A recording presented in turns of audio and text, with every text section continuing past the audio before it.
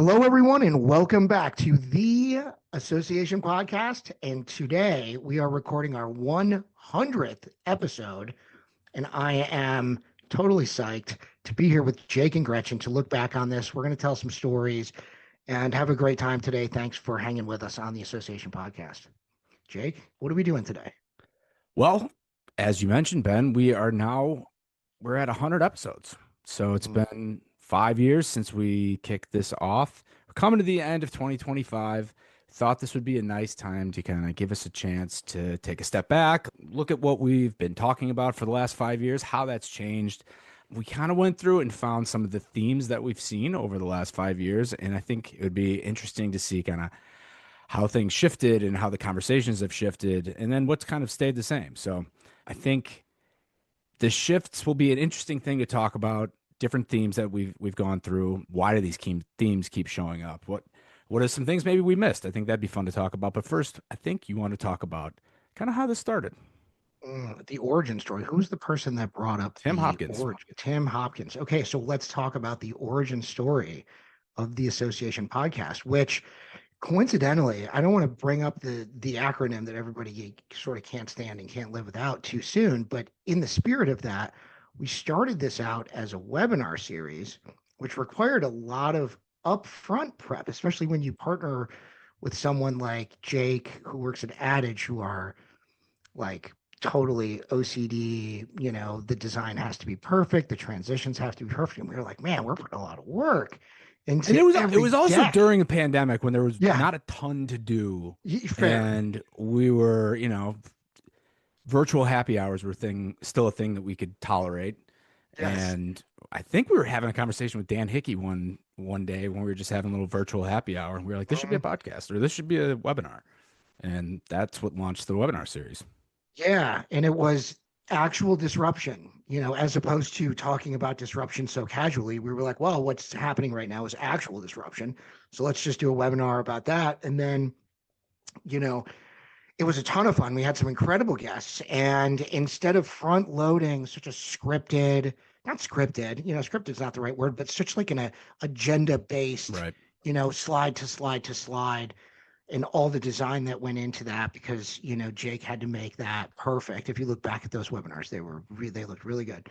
And we were like, let's have guests on still and talk about these things, but not have it with such a rigid agenda. And let's, the idea of turning this into a podcast was born. And from there, and we launched this with Joe, who was over there at Adage with you. So shout out to Joe, the postman from back in the day. And he moved out of the industry, and Jake and I were running this.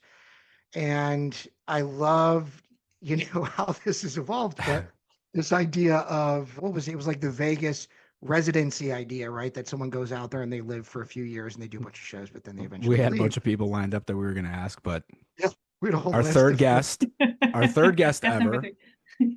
and our first choice, Miss Yeah. Gretchen Steenstrom. Yeah, Gretchen was on the top of the, hey, let's do this residency guest where they come in and do a few episodes, and we pitched it to her like it wasn't going to be a forever thing. And then we did a few episodes. I think Jake and I were like, let's just not bring up, the fact that she keeps showing up for this thing. And now she's a permanent mainstay. And we're so excited for the fact that we get to co-host this together. We just have such a great time. So we appreciate you continuing to listen. In my permanent guest residency for 5 episodes and counting. I was going to do 5 episodes. Remember that? Mm-hmm. Yeah, that's right. She made And us now give a it's number. She's 0, like, 5 yeah, that's right. Like, how many do you want me to do? Like 5. Oh, That's sure. fine. We'll see. Yeah, we'll see. Yeah, it goes. Yeah, it was the unstructured part that speaks to me. I love that. And Yeah. that's what we like with our guests too. A lot of people think that we do a lot of prep for this, and they get on, and we're like, nah. We're just kind of Well, I think we do a lot of prep where we read about them, we learn about them, so we're not Yeah. coming in cold. But I think what people like about the podcast is they can take it in a direction that they want. If something's on their mind, we're not holding them to, we did a prep session where you're going to cover these topics this way. We're like, yeah, go for it. And some conversations wandered around quite a bit. Yeah. And for the listeners that don't know, when we use the word prep, what Gretchen means is we prep as the hosts. We Yes. do not prep with the guests. Oh, that's right. That's right. Right. So, and usually for just a couple of minutes when they join, we'll say, look, we've got some stuff teed up. We did our research. Like, is there something specific you want to talk about? Otherwise, we have questions prepared that we're going to have a great time and talk about. So we do virtually no prep with the guest. Some people have insisted on a prep meeting and we've pushed back, and others have we've done like maybe a couple prep meetings, maybe like one. I've done like 10 behind the scenes. I just didn't tell you. Oh, we with appreciate some of the that. guests. Some of the guests were a little anxious, so I just did That's it. an unstructured prep. We're with no cutting that agenda. from this. That's no, I'm just kidding. Well, I get it, and that's the benefit of the relationships. And we've had an opportunity to bring out some people that none of us know that we thought would be great guests, and then we've also been able to tap our network and say who are some of our favorite people that have a great story to tell, or people that are working on something really interesting that we've come across or that we heard them present at a conference about. So it's been a really fun platform to bring in some people from within our orbit to come on and have conversations. So yeah. Yeah. And I think the evolution of the structure, like it does give people a time when the rapid fire of like just like open it up and it's just laugh for a minute and then tell us about yourself. What do you want to focus on today? And then we have the Mabel wheel at the end. So I do think that gives guests an opportunity to like think for a minute and process. And then if they're feeling kind of stuck, we're like, well, let's spin the wheel and see There what you it go. said. Yeah. So I think that helps give a little framing, especially for super preppers, Yeah. that they have some guide rails. So I Yeah, think we have a that's working segment to well. bail. Yeah, we have a segment to bail out too if we need to, right? And so Yeah. have no fear. And there's three of us. Like the three of us are never, collectively short on something to say. So we'll make sure we find our way through. Especially some of us. So should we go through our themes, Mr. Ben? Yeah. Do you want to frame this Let's up jump for us, into it. Jake? Yeah, so we've got 10 major themes that we've seen over the past 5 years: leadership and governance, digital strategy, data and analytics, culture, marketing and brand, community and engagement, education and learning, DEI, association strategy, and AI. So it's really like 12 themes, 14 themes. But we're going to try to make this work in what, 6, 7 minutes each, hit each of them. So why don't we start at the top? I mean, Should we talk have about this- how we came up with the list? What did we use to come up with the list? We used our brains with some AI assistance. Little AI assist, a little human in the middle AI. Quick work on this. So no, really well done. Gretchen and Jake did a nice job pulling this together. So why don't we start at the top? Okay. Leadership and governance. We had multiple. I mean, we have a list of a few people that talked about this. We had Bill Connerly. We had Mark Dorsey. He was great. Walter Bond. That was an electric conversation. Yeah, it was. Courtney Kincaid, Christina Llewellyn. There was many more. I mean, Jeff DeGagne just talked about leadership and stewardship, difference between those and where he's pushing people. So Ben, talk about why this ranks so high.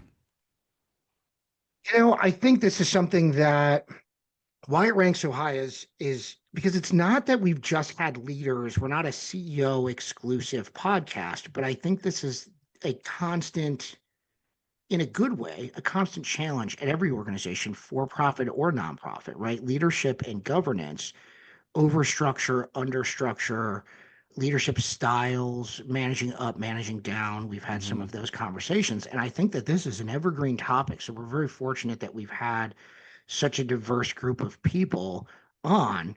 And you have, some really buttoned up, assertive leaders that really leaned into that topic. Mark Dorsey being on the list of people that sort of stood out on that in terms of the list that we put together here. I love that.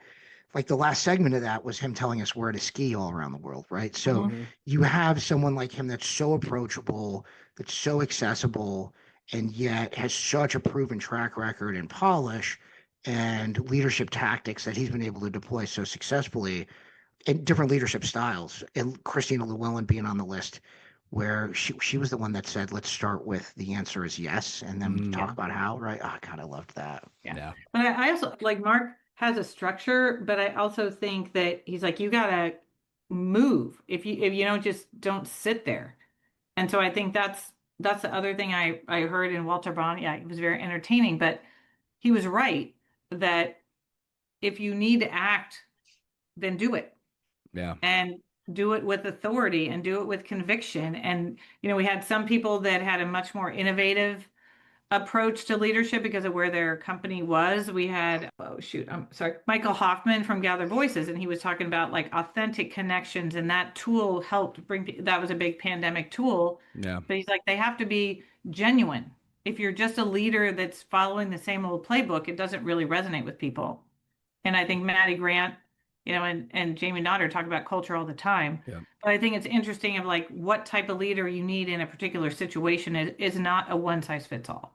And the conversation around leadership shifted so much from, during the pandemic, like, what do we do? What are people doing? How are you trying to stay ahead of everything? And how have you adjusted to living in a pandemic world to now it's completely different. And we're talking about different types of leadership roles and strategies that we're seeing and hoping to learn from each other. And I think we've learned a lot about different types of leaders and what makes them good at what they do. Yeah. And I think we also had like Larissa Fair and Jessica and many other leaders who were leaders within the organization. Maybe that you're not in the C-suite, Right. but the other thing I think I heard is successful organizations have leaders at every single level, and so it's cohesive. And I think that's, Mark Dorsey does that. He's like, I hire talented people and Christine Llewellyn, and I get out of their way. And then talk about like the Association Latinos. Yes. Different type of leadership. They were starting a new organization. Mm-hmm. Yeah. And AWTC did the same. Like we don't have a paid staff. It's the members are the leaders of the organization. The board sets a direction, and that's it. So I thought when we put this compilation together, it was very interesting how AI kind of pulled out those key people and comments. And I would not have done that I would not have put that collection together exclusively, but I think it was a really good, it just wove through everything that we talked about. Yeah. And I think one of the things, maybe we're close to wrapping up on leadership and governance, but like I said, we were talking about, the stability of organizations and how you're leading through those. But I think a lot of the conversations really have shifted to what is possible. Like the art of the possible has come up many times and different things. And I think that, of course, has a lot to do with the changes in technology that are available. But I think I've seen a lot more, even in the conversations I have day to day, where people are really looking to push the needle a little bit more than even 2-3 years ago. Yeah. Yeah. And I think one of, what is the future of associations, which we'll talk about, throughout this, but that was also, being a good listener and the art of the possible and UX. And so I do think it's just keeping an eye on things and being ready for the next opportunity. And I love, and I just want to do a little bit of an homage to the conversation around, Walter Bond. You think about Walter Bond, NBA player, professional speaker now, and you think, gosh, how are we going to wrap this back to the association space? Well, the NBA sort of, in a way, I'm going to use my own words to say this, but sort of like made his life. And then he said, like, the association saved his life, right? Yeah. Because what happened afterwards, his wife was the one that said, I signed you up for this. I booked you for the trip. You're going to this conference, right? Like, we got to figure this out. And he went to the association conference and figured out everything he needed to do. And now his wife and him go and divide and conquer and do this whole thing. And now he's a Hall of Fame speaker at the association. So I love how no one is exempt. Everything always gets wrapped back around to associations and woven into people's lives. I love that story. Your favorite talk track. I do. All right, Ben, why don't you take us into the next topic? What is the next topic? We're going to talk about digital strategy. It is, so we put together some notes about like why this would rank high, where it's core to the show's DNA here. It appears across tech and customer experience, infrastructure, transformation episodes, all of those different types of things. And we've got guests like Patrick Dorsey and Rob Katchen, Ray Van Hills, Tom Lyons, Chris Ecker. Shout out to Ecker over there on Gretchen's team over at Delcor. The something that really stood out for me from Patrick Dorsey's episode, what was the thing that he said? It was like just make it easy. Yeah. Easy. Make it Yeah. easy. Yeah. Yeah, I remember working with him years ago. He had, I don't know if he still has it. I'll have to ask. But he had this little sticky note on his desk that said, "Suck less." Oh, a good post-it And note. it wasn't that we were saying we suck. It was like in everyone's eyes, there's like this note about like, gosh, like we got to buy all these tech systems and put them all together. And in some ways everyone feels like they might all suck in some little way. It's like, we just have to like do better than everybody, right? In some small way every day. So I sort of loved that. And Jessica said that if you think it, do it. People have all these lists of all the things they should do and shoulda, woulda, coulda. She's like, if you think about it and it's a good idea, do it, and then recognize people. And you can recognize them for doing a good job, or you can recognize them for the idea. So I think that's, again, strategy is also evolving. And I was looking through our notes, there were new titles that pop up every day. There's strategy leadership, strategy Yeah. directors. What was that one? I mean, chief digital officer, chief strategy officer.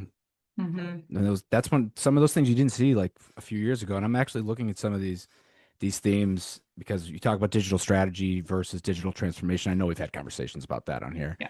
Yeah. but all of the things that are or many of the things that are on our list, I mean, are like the three aspects of digital transformation, which sounds like a technology thing, but it's really technology, people, and culture, and then strategy, decision making, and that's what it's all about. So Yeah. people, process, tech. Yeah. And then somebody said that technology doesn't fix broken strategy. Mm, It exposes it faster. mm. I do So I remember thought that. that was interesting. It's true. Yeah. Well, on some of these, I like that we put sort of a theme shift here. So you all, the listeners, can't see the prep here, but we have some theme shifts, and there was kind of the pre 2022 and the post 2022. So when we Mhm. say theme shift in this episode, that's sort of what we're talking about, is that gap there, right? It's like kind of in the middle of the pandemic, as we were sort of coming out of that, and things were accelerating very fast. Some things went back to normal, good for better or for worse, like, decision making and consensus building that I will continue to gripe about forever.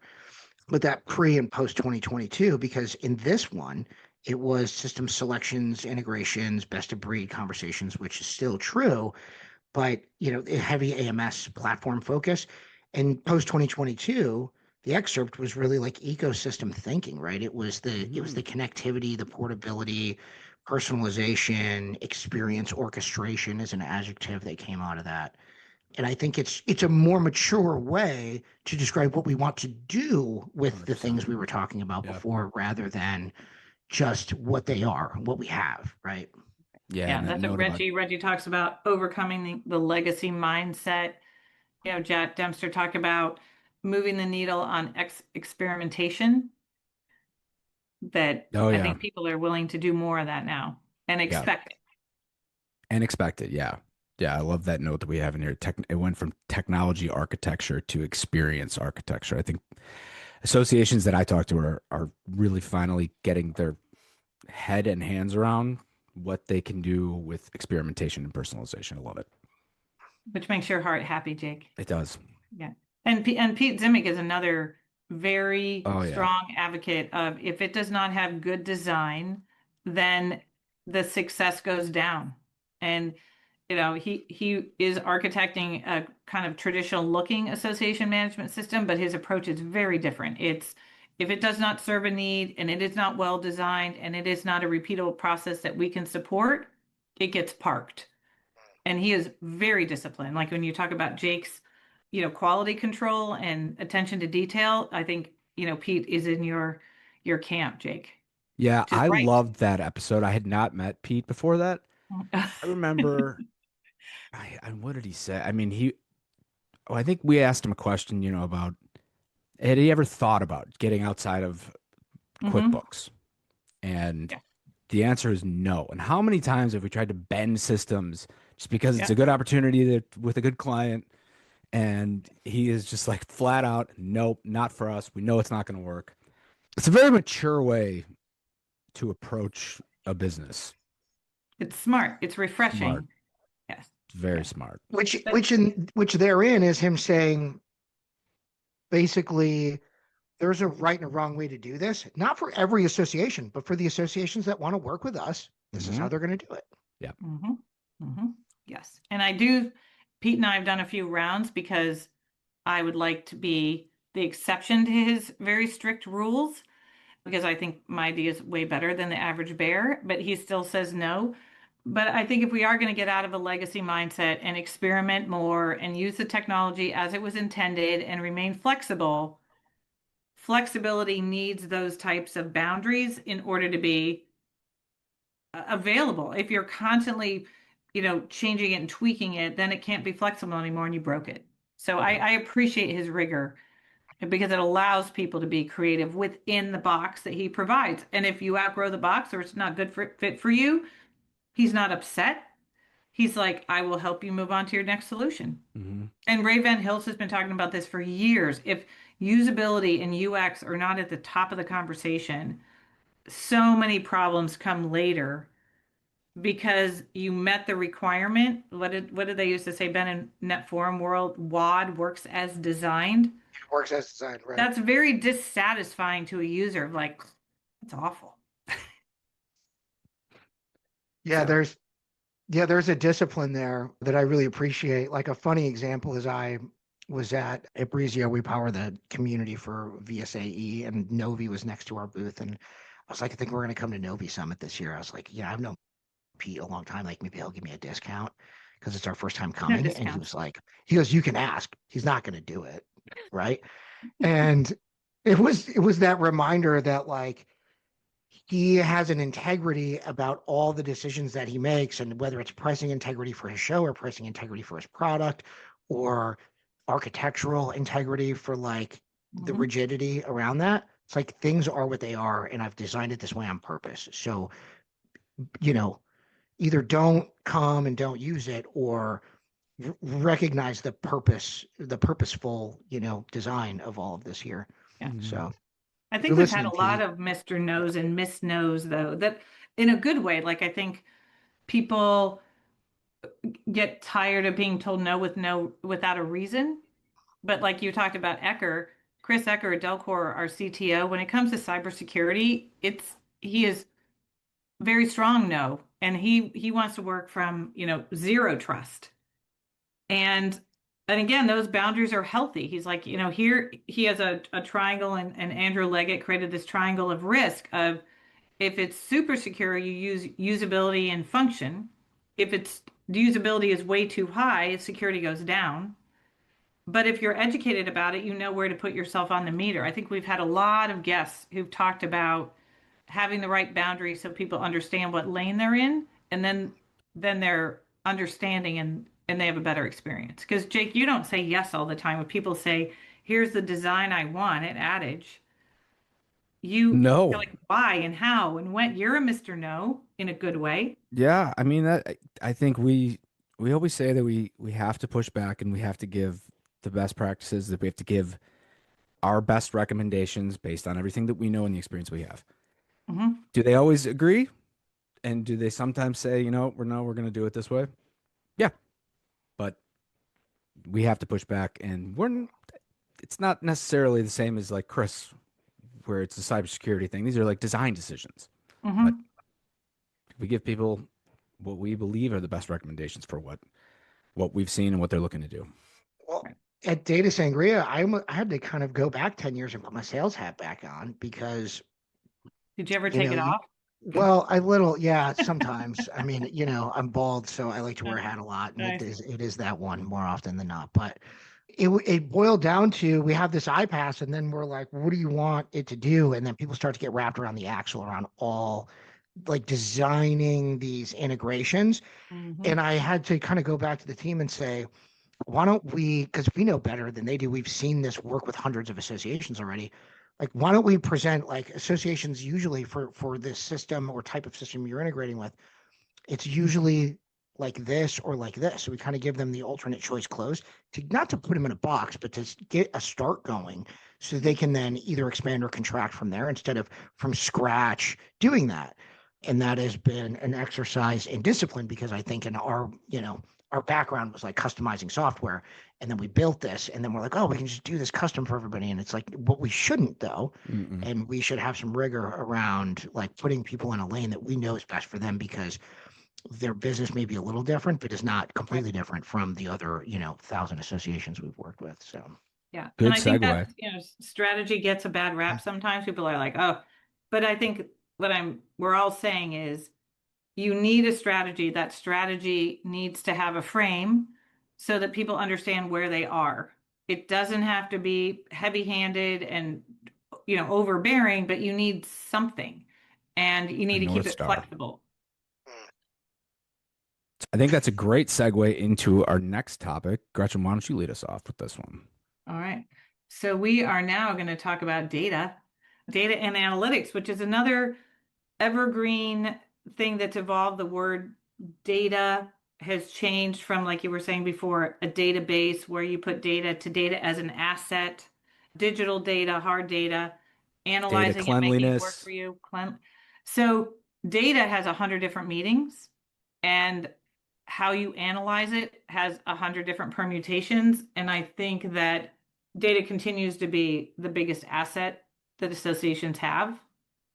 And we You had a fe- series of guests, Justin, Scott, David, Julie Shulo, Matthew, that's, data helps change behavior as well as help deliver services to members. And I know Brittany Carter talked about data cleanliness, and do you feel that data cleanliness is now actually being taken seriously in associations? I think data cleanliness can be a very big distraction to people. Talk about that. So, but this is my opinion of one, where especially when you have a big project and you're moving from one system to another, people get hung up on, I can't move until I know my data is clean. My system will not be successful unless my data is clean. So I think my transaction data is different, Jake, than content data. So I think content data needs to be clean and accurate and current. I think transactional data can be analyzed, and so you can have medium quality data that's still actionable and useful. And that you're talking kind of about, especially in a move to a different system, like perfect being the enemy of good. That's it. That's it.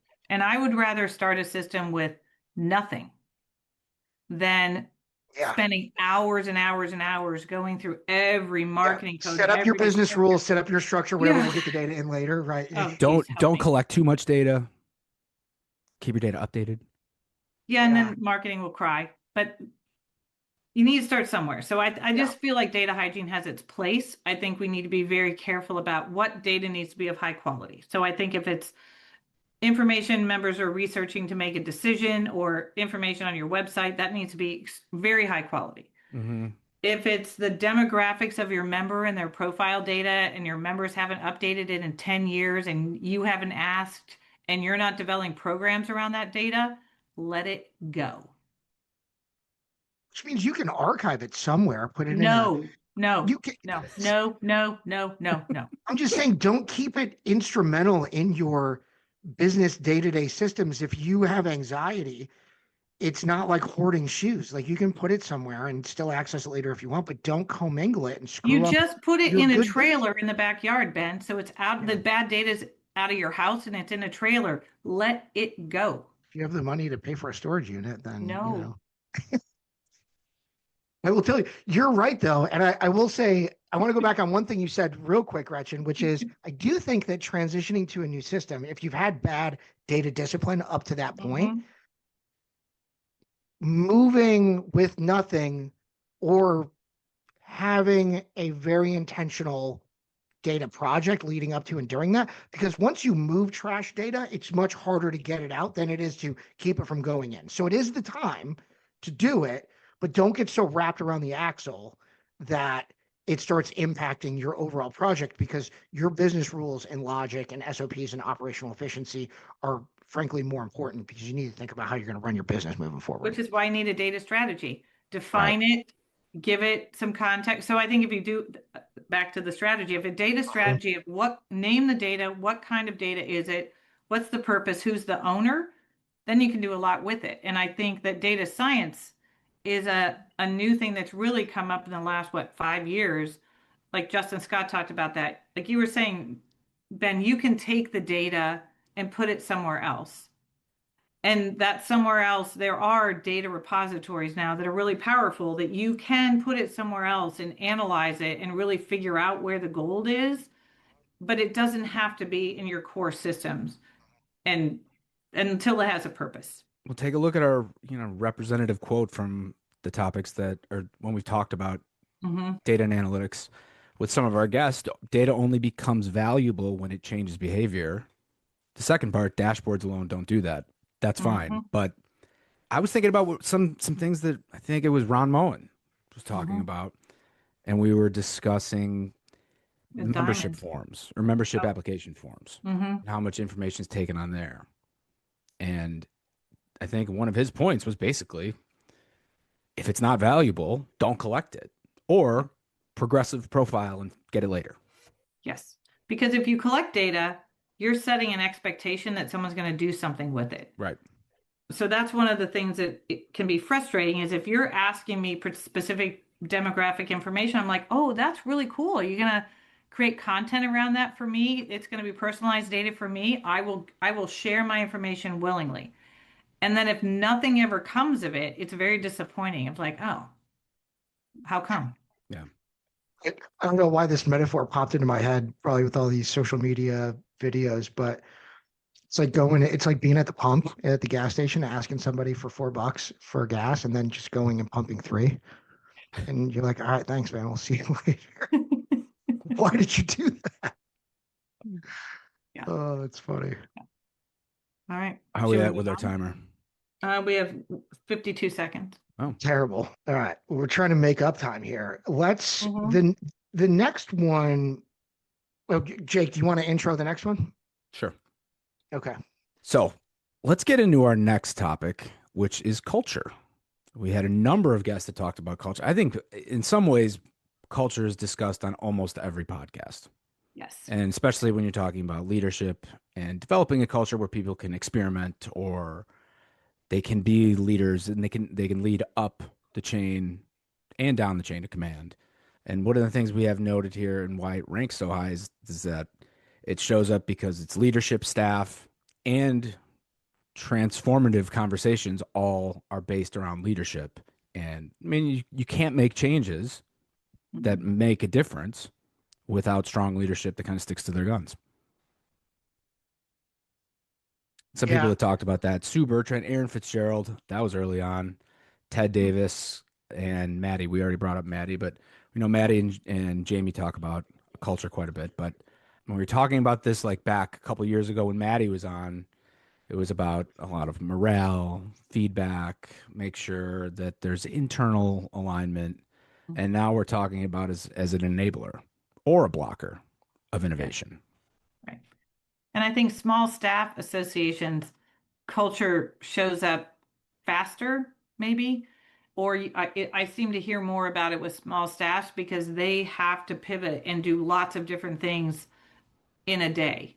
And so the culture of being supportive of each other, keeping the mission in front of you, it appears to me that small staff organizations seem to be zeroed in on that a lot more intensely than larger associations. Yeah. You're scrappy. I'll tell you, there's of that list, when I hear Maddie Grant, I think Jamie Nodder as well, right? And I remember this was years ago being at a Great Ideas conference. And of course, I snuck in late to a session and stood in the back. And one thing he said that's always stuck with me is that he said, make no mistake, you have a culture there. He said, you either have a culture by default or you have a culture by design. Yeah, That's I've heard him talk about that too. Yeah. And he's like, it exists whether you control it or not. So you either design it or you deal with the default culture that happens. And that's not always a negative thing. It's a little bit of a warning that if you haven't designed one, then pay attention to what it is, because you may need to adjust it once you realize what it is if it's not what you want it to be. So I always loved that quote from him. And one of the things it was a hard lesson this year at Delcor is sometimes your culture is tested and you don't know if the words you say are going to stand up. Mm. And one of the things around Delcor is like, we have your back. That's a internal phrase that we use, that we all have each other's backs, and then we have the backs of our clients. And when Loretta died, she was such a force at Delcor, and culture and brand were her heartbeat. Mhm. And it's not that Dave and others did not carry that culture very personally, but Loretta, that was a very special focus for her. And when she died, our culture was tested to the core across everything we do, across every person at Delcor. And as difficult as 2025 was for me personally because of Loretta, it was one of the best things that happened because our culture was tested and we stood up to it, and it was great. And so I think you don't really know until you're there. Right. Yeah. And the respect that I have for Dave Coryell weathering that storm is its own book and podcast and series. And he's going to talk about it, I think, at ASA Annual, about what it's like to weather that type of loss. But I think you're right, Jake. If you're not intentional, culture is going to happen anyway. And then when it's tested, what's going to happen, right? And it's one of the things that we always ask Mhm. our clients before we start projects is like, are you ready for this? Is everybody ready for this? Like, who's Oh, on yeah. board? Yeah. Like change culture, because that Mhm. has a That's a lot of big one. bearing on successful projects or not. Mm-hmm. And have you tried it? Have you pushed some of the boundaries of your culture? And I think that's what Jamie and Maddie challenge is like, and so does Lowell Applebaum. You have these words, but do you really live it? Or do they mean something to the staff, or are they words that you wrote that you just think sounded good? Right. I had a meeting last week actually that was maybe 4 or 5 people on staff at this association, and the CEO was there. And as we were sort of getting toward wrapping up, we had 10 minutes left. We'd sort of covered everything and answered all these questions. And he said, Ben, what makes these projects, unsuccessful? Which I love that Mm-hmm. question. Mm-hmm. And he said, what puts it at risk? Right. Mm-hmm. And of course, I had a couple of small answers for that, which is, but it all boiled down to, I basically applauded him for being on the call and for asking that question, because I said, it's you that can make this really unsuccessful. And I said, if you don't ask questions like that and have transparency with your team and empower them to make these business decisions without having to come back to you to check on every little thing, that's what slows these projects down and puts these projects at risk. And the fact that you're here empowering everybody, vetting partners for it, and doing it not in a silo, that was a very intentional culture decision for him to be there and to ask that question. And so I made sure I gave him an accolade in that meeting for that, because we've been in different situations where the CEO is totally inaccessible, and then everyone feels like they have to go back and check with the CEO on every little thing. And it's like, the answer to this. You just want someone to sign off on it because that's your culture. Mm-hmm. And that's tough, right? And I think resiliency is a word that in this decade is something that is a good thing that we've really worked on. How do we bounce back from things? How do we adjust? And I think that's just going to become more and more important in your culture is, can you react in a positive way to what's happening, even if it's not ideal? We could all name 100. Our association industry has been really hit hard in the last few years of just all the churn and change in the world, and the resilient organizations are moving through it. And so I think that's another really, really important thing to keep an eye on. Since Well, as this is somebody who lives their brand to the fullest, Ben, why don't you take us into our next topic? marketing and branding. Well, the note that we have for why it ranks so high is it's especially prominent in early years and resurging with personalization and an experience management, right? And we've got people like Justin Begonic Mark Hayes, Dave Caruso was on, Lee Kessler. I loved Lee Kessler's thing about Shark Week, right? For the Mm, nonprofits was like one of those eye-opening, like this is why they're so successful. They created like a thing around it. They don't just do this single campaign. Yeah, I think that from a brand and marketing and brand perspective, you have to be able to tell stories around that these days. And, you know, Justin's message was very singular. It was all about, I forget the way he phrased it, but it was he was like trying to bring it back to the single thing. Like you may do all these things, but the one thing, what's the one thing that you stand for that you do? Mm-hmm. not And 15 things right, The one. with which 15 Yeah. different logos. right.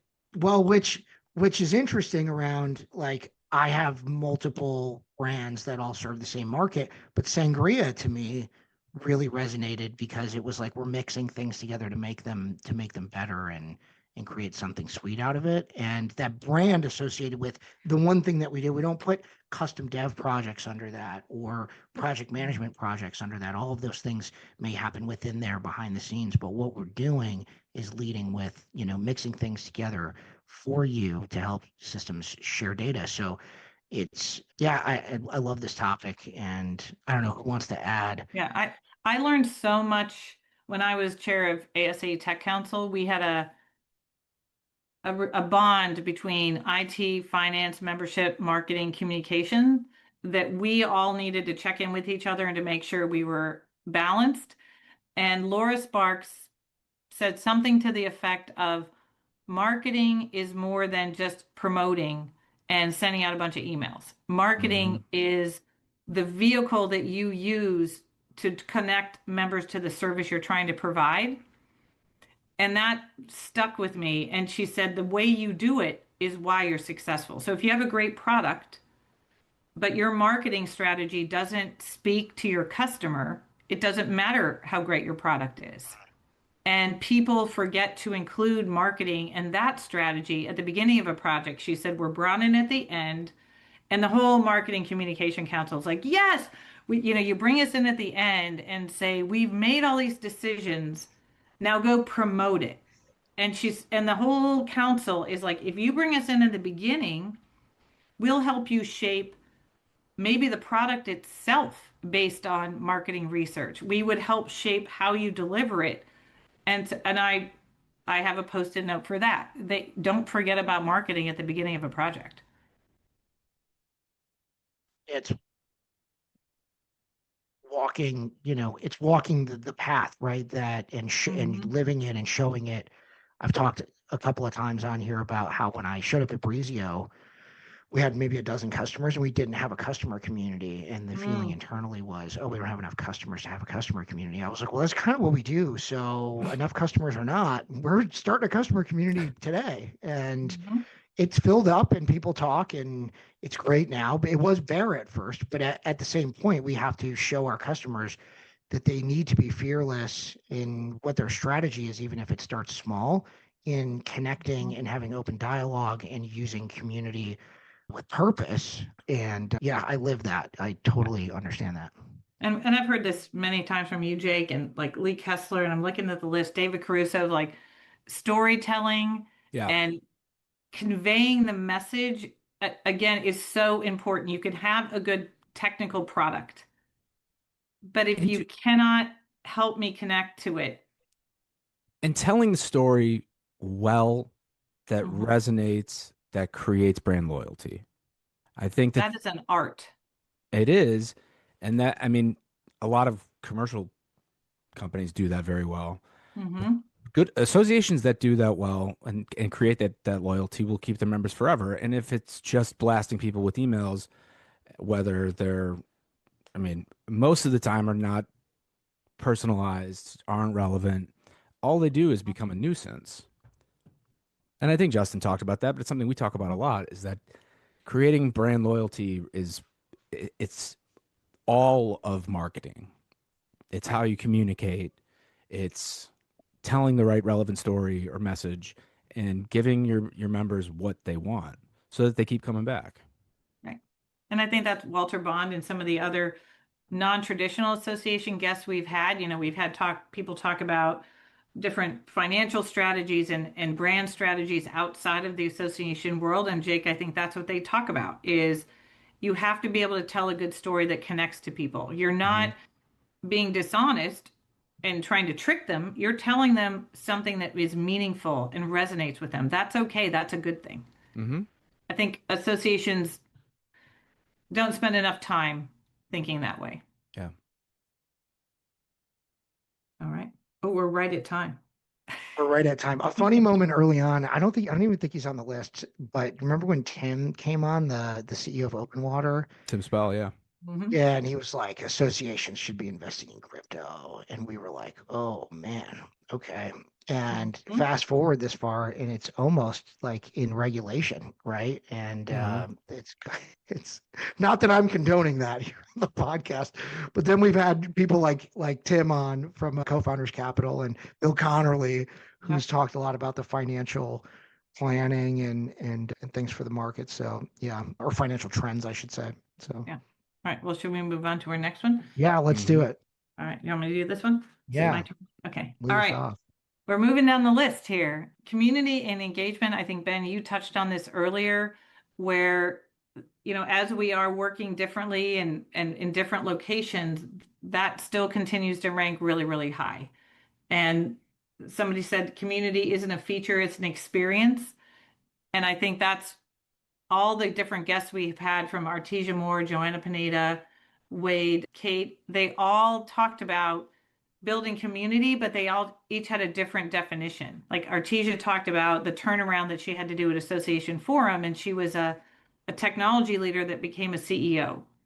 And the way that she had to rebuild a staff community and connect to the Chicagoland area was different than, you talk about community as a software. So I think a community is another word that has many definitions, but it's evolved a lot in the last few years.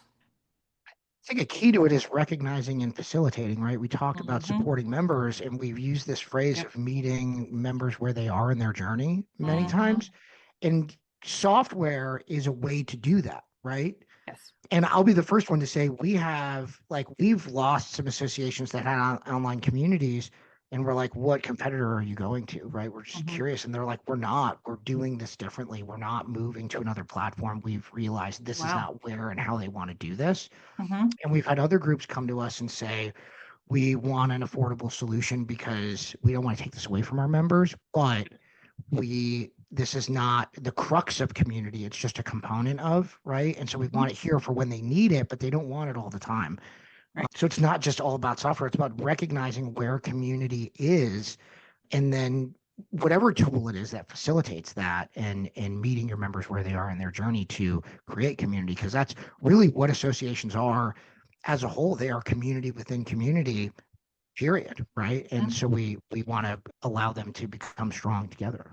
Yeah, I and mean, I that's what think, Lowell Applebaum talked about, the art of listening.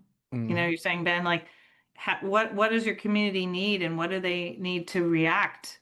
And another type of community that I think we're seeing more of is micro credentialing. Tracy Petrillo is a big advocate of that. Jason Leahy at IPA is Yeah. huge into micro credentialing. Yeah. That's a different type of community, Ben. To your point of, you have the classic technology community, but then there are other definitions of that I think are getting a lot of traction. yeah, I mean, think about what associations really do for their members. They have big networking events, which is why a lot of members are members. They do credentialing or education, Yes. and they have some, member benefits that are specific to their association. But for the most part, people join associations because of the community.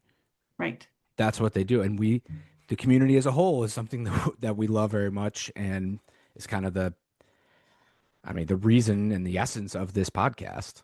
But community as a whole, I mean, that's what it's all about, is connecting people. And I mean, Thad Lurie, I just saw him at Digital Now talk about how they can connect people of similar interests, of similar research topics, and doing that with technology. So obviously community is very broad in this space, whether it's technology. But Ben, like you said, that's an aspect. A community platform is an aspect, and it's how you allow your members to communicate offline when they're not at their networking events. But a lot of associations we talk to, that's why they're trying to change is that they're members because they go to the annual conference, they see all their friends, their colleagues, whatever, Mhm. and they connect with people. Yeah. Yeah. And AWTC, the Association Women of Technology Champions, our letter changes every year. So it's another little association that I'm one of the founders of. And like Jake, what you said, it's about community. You know, every year we get together as a board. What's our goal this year? And it's connecting people's skill to experiences to build their network.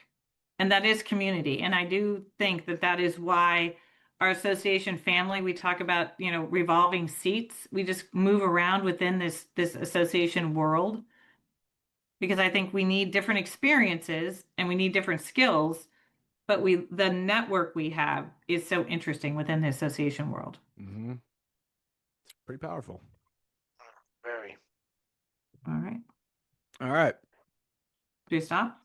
Moving on to something we Yes. kind of just touched on was education and learning. This was very strongly represented when we talked about credentialing, learning, not only learning platforms, but strategies for learning. And one I thought about, and I'm not sure she's even on our list, but Christine Nogel from AANA, Arthroscopy Association, when they talked about, and I was thinking about this when we were discussing experimentation, but when they launched like their Netflix style subscription based learning platform Yeah. and Right. how it was kind of like a shot in the dark and it was going down, but they'd seen such tremendous growth with how people learn. Gretchen, you just brought up micro credentialing. So we've had a number of people come out and talk about that. We had Amber Winter, who was also on the actual disruption webinar. Jason Leahy was the other one, Ben, that talked about micro credentialing. I would love for you to kind of remind the audience about Deborah Zabladil. Lowell talked about that too, but Ben, talk about what Jason's doing. Yeah, what Jason's doing, Jason's the executive director of the Illinois Principals Association. And within the IPA, you know, they started to use data trends, not just within Illinois, but around the country to say, you know, where are we having this issue? Why? How can we cultivate stronger leaders and better community for administrators in schools? And one of the barriers was sort of moving into the administrator role, the schooling that comes with that, the education that comes with that, when they've already gone to school to be an educator, especially, right? And they have all of these foundational tools. And he said, well, what can we do to equip these people and somehow lower the barrier of entry while not compromising the integrity of the outcome? And he said, you know, we're going to create this distance learning and we're going to get the best people to put the best content and curriculum together. We're going to create micro credentialing. And then something really fantastic that he did is he went and found state support, but also support from academia. And these are not across the board. I don't want to speak for his business there, but I know that he has relationships where these micro credentials are like accredited with universities, which allows people to not have to go back to university to do all of that, where they can get the micro credentialing and very curated. And one of the things I love about what I've learned about it over the years is it's not always just for that next level, but it's for continuing education where people can, like a leader can say, your needs to become a stronger leader here might be a little different than this other, you know, assistant principal or whatever it might be, or Mhm. teacher. And I'm going to curate a custom set of courses and micro credentials for you to chase versus this other person because I'm know my staff and I'm going to create they're already strong in this area. They don't need this course. I'm going to give them this course. And so the ability to put the control back into some of the administrators' hands to be able to sort of Upscale. curate the Yeah. upscale path that's appropriate for that person. And he's created a business under IPA. It's called Ed Leaders Network and ELN. And it's really a separate business that's it's a huge value that people get from being IPA members. And I've always referred to it as being an entrepreneur, right? Well, He's in that's this what nonprofit, but he created this new brand and it's created exceptional value. And he's grown it across like 16 states or something now. It's not just Illinois. So it's a pretty incredible thing that he's done and around micro Christina credentials. Llewellyn at Atlas, you know, they created a credentialing program that turned in its certification, but they started it as what should we do? And they're a small staff organization. They started it with a grad school program's capstone, did all the research for Atlas, helped them put together the business plan, and then she applied for a grant to fund it. And similar, Ben, to what you're describing, is it's curated to their specific industry need because there was a gap. But she approached it from, again, small staff. We don't have any resources. Well, who has it? Grad students. Great. Let's hire them. And then they connected her to funding. For free. And Somebody brought that up at the AWTC Advance in Chicago. yeah, it's a fascinating model. Yeah. Fascinating. And then Juan Sanchez at Intelios, they're doing a lot with just different types of credentialing that's more portable because their association is out in the field all the time. So similar, another tangent of what you were saying, Ben, is their members don't sit at a desk to learn. They're out in the field and practicing. And Intelios is really, really pushing into blockchain credentialing, micro credentialing, using your day-to-day work as credit towards your renewal. And so I do think there's some really interesting things that are happening in learning right now. As a side note, they're a customer of Ready membership, I believe, Yes, right? they are. Yeah. Okay. Well, I mean, I'll just bring that up considering they were our 2025 production partner and they're doing incredible things around data. But yeah, Intelios is a very forward-thinking organization, and that's a great example. Mm-hmm. And then the other one I was thinking about was Dr. Rosemarie Rossetti was talking about accessibility with events and education. And I think that's just a podcast session that everyone should listen to because she had so many practical things that she learned. She, has to use a wheelchair, but she said, and so her job is to go to facilities and point out barriers that would affect her. But she said there are 100 things that you could do just to have better access for everyone that you wouldn't have to, it would just be easier. She's like, when you're creating an entrance and it's wide and welcoming, everybody benefits. If you're putting signage out and it's clear and easy to read, it helps everybody. And so I think that's something, an episode you should just bookmark and listen to it once a year. Yeah. Yeah. And Mark Is that the Wallach brought that up episode? too.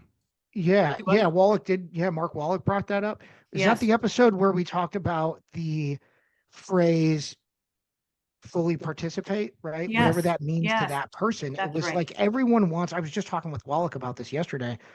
Actually, it was this idea that everyone should be able to fully participate in the way that they want to, right? Or are able to. And yeah, I love that. Like universal design, right? It makes everybody feel welcome. And so you don't have to carve out these little niches for everybody. Which go ahead. Well, I think Walter, I was pulling like some quotes and things like that, and I want to say, and this may not be verbatim, but Walter said something. People don't remember your agenda; they remember how you made them feel connected. And it's like Maya Angelou. Yeah. Mm-hmm. And I think that leads into one of the things we had was DEI, which took a lot of twists and turns in the last few years, but I do think that again, another unique things about associations is they welcome different ways of working, thinking, approaching problems. And the association community is very diverse. We have manufacturing, education, medical, but it's all around a community of practice and people trying to make their profession better and spread the word. And I think that whatever word you have, we had the Association Latinos founders on, AWTC, a lot of groups that are helping elevate just different points of view. And I think I'm glad to see that continues to be a theme, whatever label it has. I think that's a very unique association experience. I thought Magic Johnson at Annual had an interesting take on it too, because he basically came out and very literally said DEI is not a thing anymore.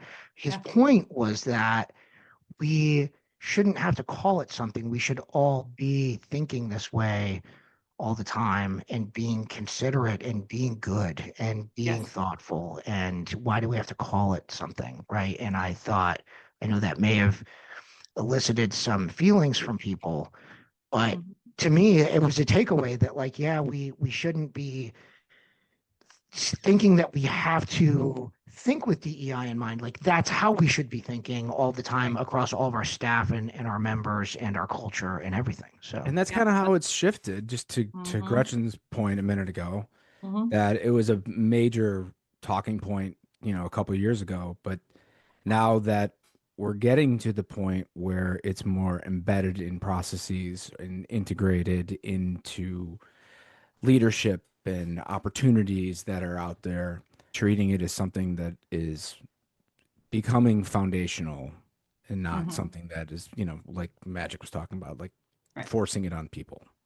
But I think it's important that all of us continue to remember that, because Hmm. when you have a program with a name, it's visible and you remember. Yeah. And when it folds too far down, sometimes it loses its identity. But I do think it's important that, like, equity and, like, you were the phrase, fully participate. And then what was our recent guest? Oh, shoot.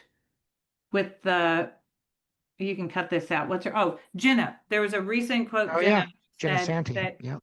if you design for the most vulnerable audience, you will be successful. So she was talking about, marketing and what her association does. And we said, well, how do you put it all together? And she's like, we look for the most vulnerable point, and that's our bench mark. And then we go from there. And I thought that was a really creative and just a really good way to approach it. And look for And that so that's how episode she runs coming in her the next few organization. weeks. Yeah, and metaphors back to the event setup. It's like Yeah. design your tables with food on it for the people that can reach the lowest, right? Mhm. So And design your so then, websites. I mean, like, accessible design is better for everybody, not just people yeah, with Right. disabilities. Right. yeah, I love that. All right. All right. That's our time. Well, the I think we're last doing good. We one, have one more. We have two. We have two yeah, more. we Oh, have two two more. more. What are they? Um, AI and what? Association strategy. We'll leave AI till the end, and then we'll just bleep the whole Oh, thing out association because strategy. Got nobody it. wants to Okay. hear.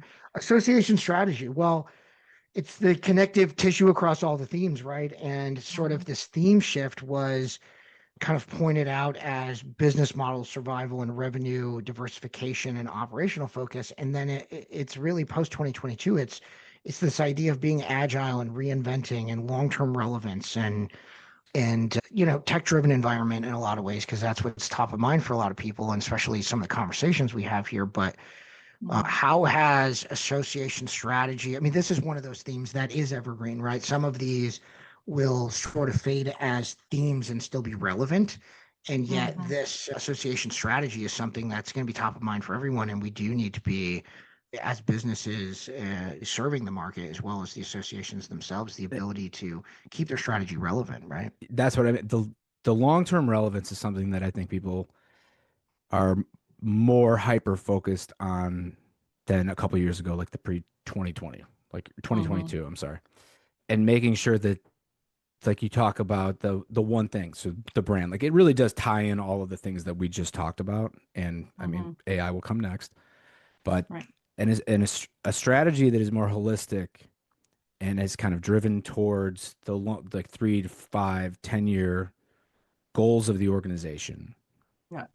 That kind of thing is what has to be focused on the most, because I mean, there are plenty of associations that are concerned about their risk of becoming irrelevant and just Mhm. being the place that how many, I talk to so many people that they say that all these people show up to their annual conference and most of them don't even know that the association puts it on. Right.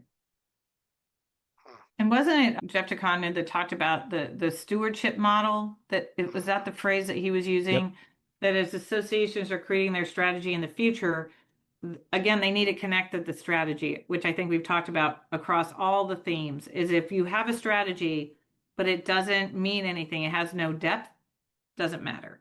Yeah. And so I think that the stewardship and making it more personal is really important for associations. And I think that Alex Mao was talking about the Technology Council this year is focused on the velocity of change and the skills that people need to keep up with that velocity. Everyone Mhm. needs to have technology skills. I know all three of us cringe when people talk to us and say, well, I'm a membership professional, I'm an event professional, I'm a program professional. I don't know anything about technology. And that people say that of every age. It's like that's not true. Everybody is a technologist in one way or another, and I Mhm. do think that is something that can't be tolerated anymore. That statement Mm. that everything is digital in one way or another. Yep. All right. The Shall we? dreaded, the dreaded AI, Oh, give me a break. the highly anticipated This whole topic of thing. AI. What Should do I we lead us want into to? this one? Yeah, what do we want to say about AI? Well, we're getting down to our last topic here, which is AI. We always say couldn't be a podcast without talking about AI, but for real, there's been, this has been the topic of most, or at least parts of the topic of most of our conversations for the last 2 years, Hmm. and from different angles, right? We just had Jeff DeConnie on, and right before him, we had Alex Mao on talking about an experimentation culture and one that can, be given the the runway to take some chances, see what's Hmm. out there with AI, and what can be done of value to benefit the organization. And then, of course, there's some people that want us to be more intentional about the decisions we're making and not do AI for AI's sake. And I think Alex Skinner talked about that too. If automation can do what you're trying to do, then you don't need AI. Right. Right. And I think AI is a technology that needs a strategy. That's where data cleanliness or accuracy does come into play because AI will take any quality of data and analyze it. And so I do think that is where that quality pillar comes back in when you're Yep. having AI, especially if it's like Thad Lurie is doing matching of scientists. That data better be accurate if you're matching scientists. And so he focused a lot on private data and data that his organization controlled so that he could have a good experience. And so I think that's where everything we talked about comes together. That, security, data, strategy, leadership, culture, Yep. they all hit AI right now. There, there was something he talked about. Jake, you've seen Thad do this presentation as well. When I was on the panel at the AI Day recently, I forget the Hmm. full name of the title for the event, but Thad was talking about, and I want to say it was him and not the guy at Hmm. Intelios, but this was a big takeaway for me in concept, which was they had the organizational subscription to the AI tool and they gave it to everybody. And then after it was live for a while, they basically said, okay, we're going to take the people that are the highest users of it and the people that are the lowest users of it, and we're going to create pods of those people. And Hmm. they'll learn, like the people that aren't using it very often will learn like what are the other people using it for so often. And the people that are using it all the time are going to learn from the people that aren't using it so much, like Oh, why that's they didn't interesting. use it for a certain task, right? Yeah. And I think in a lot of ways it was encouragement to get people to use it more, but it was also to pair people up to get their perspectives on what, like, how are you, why are you, we both work at the same organization, why are you using it so much more often than me? And why did I not need it for some of these tasks to get through my day that you may have used it for? And whether it was unnecessary or not, they gain perspective, which wraps a lot of those things together: leadership, culture, the intentionality around creating community within your staff. And I thought that that was a really cool takeaway. Was it Thad that talked about that? Do you Yeah, remember? It I mean was. he did talk Yeah. about that, but the other things that he talked about were like the kind of bleeding edge things are the things that are the purposeful, intentional uses of AI, practical uses of AI. And that was like the matchmaking thing. Like you should meet Mhm. these people at these events. When you go to this event, you should meet these 5 people. You Right. should look at these sessions because they're talking about topics that you are currently researching, and we know that about you. Right. But I think How that they use it in nuance is really marketing and important. communications too. Right. But what AGU is doing that I think is such a very interesting nuance is like you were saying, Jake, there's scientists, Thad said, if you looked at the abstract of the scientific submissions, a layperson would have no No idea clue. how to write the algorithm to match scientists. Zero chance. And they used AI to look through all these abstracts and match scientists who are working on these very, very niche projects. And they tested it with a group of people and they said, okay, here's 10 names. And the one scientist is like, oh, yeah, I know 9 out of 10, but I don't know this 10th person. It's impossible that I don't know every single person in my research field. So AG is like, oh my gosh, maybe you found an error. And the scientist contacted the 10th record, and it was in fact somebody that scientist did not know about. And it just strengthened the research. So I think that Mhm. is an excellent, that's a real life example of you wouldn't have found it any other way. And I think Or that you mentioned Ron Moen, he's an experimenter, and Carlos at Delcor. We've created AI cohorts with our clients because, like you were saying, Ben, some are strong and some are, learning. They have a cohort at the staff that they're like, let's go through it together. So let's figure out, what are you trying to achieve? What tools? Let's look at the tools, practice. And they're doing it in small groups so that, you have that accountability and you also have the range of experience. And that's getting a lot of traction. People like that.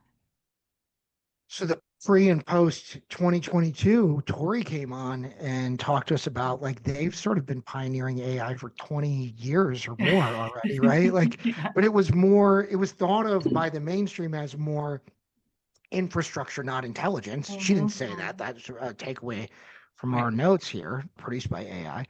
But, and then post 2022 and even really post 2023, like explosive growth where it's woven into everything that we're doing. And I think that 2026 is the year of intentionality around it. Like the one thing I love, and I've always loved this about leadership, is, leadership quotes, I should say, is people talk about failing fast, right? Like you could fail twice and then find the thing that succeeds before some people even make a decision and they don't even know if that one's going to be successful yet.